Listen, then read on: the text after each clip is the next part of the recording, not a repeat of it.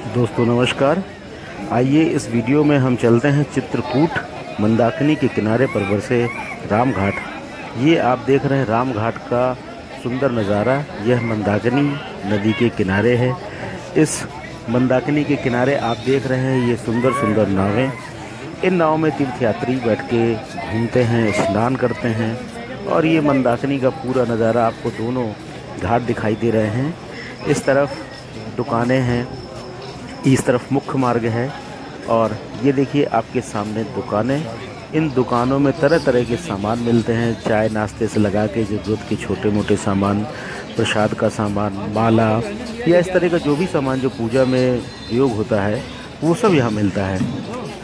उस तरफ हनुमान जी का दर्शन अभी आपने किया। जब मैंने वीडियो बनाया था उस समय नवरात्रि का मौसम चल रहा था, तो ये देवी जी की आरती हो रही है। थोड़ी देर बाद देवी जी विसर्जन के लिए ये दुकानें जहाँ पे आपको घंटी, देवी देवताओं की मूर्तियाँ, बच्चों के खिलौने, माले, सिंदूर, इस तरह की छोटी छोटी चीज़ें मिलती हैं। और इस तरह की पूरे घाट में दुकानें हैं। ये भरत मंदिर है। जब भरत आए थे भगवान राम से मिलने, क्योंकि भगवान राम ने चित्रकूट में लगभग 11-12 वर्ष बिताए और जब वो आए थे तो उन्होंने इसी मंदाकिनी नदी में स्नान किया था और इसी मंदाकिनी के तट पर बैठकर तुलसीदास जी ने रामचरितमानस की रचना की थी। ये वो जगह है जहाँ पर चित्रकूट नगर पालिका द्वारा आरती कराई जाती है, जिसका नाम माँ मंदाकिनी आरती स्थल है। यहाँ पर शाम को आरती होती है 7 बजे से। तो जो भी तीर्थयात्री बाहर से आते हैं शाम की आरती देखने ज़रूर आते हैं। ये वो जगह है तुलसी पर्ण गुफा, जहाँ पे कहते हैं तुलसीदास जी रहा करते थे। ये तीर्थयात्रियों दिखाई दे रहे हैं जो विभिन्न भारत के विभिन्न क्षेत्रों से तीर्थयात्री यहाँ पर आते हैं। इसी जगह पे स्मारक के तौर पर गोस्वामी तुलसीदास जी की मूर्ति बनी हुई है और गोस्वामी जी यहीं बैठकर पूजा पाठ करते थे, राम धुन गाते थे। और ये पर्णकुटी मंदिर,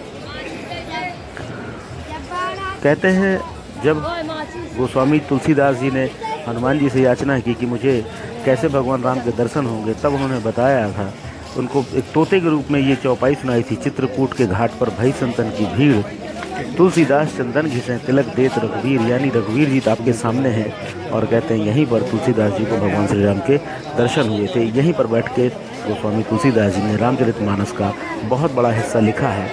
तो ये वो राम घाट का नज़ारा आप देख रहे हैं। पूरी ये दुकानें हैं जहाँ पे आपको कपड़ा, बैग, इस तरह की तमाम चीज़ें मिलेंगी। तमाम छोटे छोटे मंदिर है, ये गणेश मंदिर।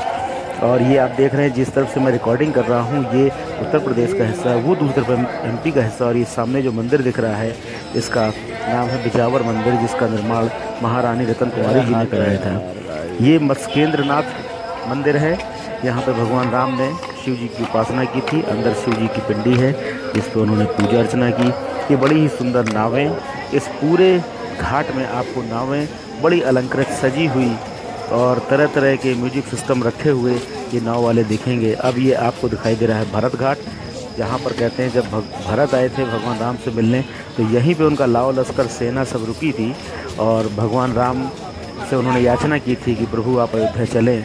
और भगवान ने कहा कि नहीं, मैं अयोध्या नहीं जाऊँगा। तब वो खड़ाऊ लेके उनकी चले गए थे। तो ये भरत घाट से आप पूरा नज़ारा देख रहे हैं कि किस तरह से ये राम घाट पूरा दिखाई देता है।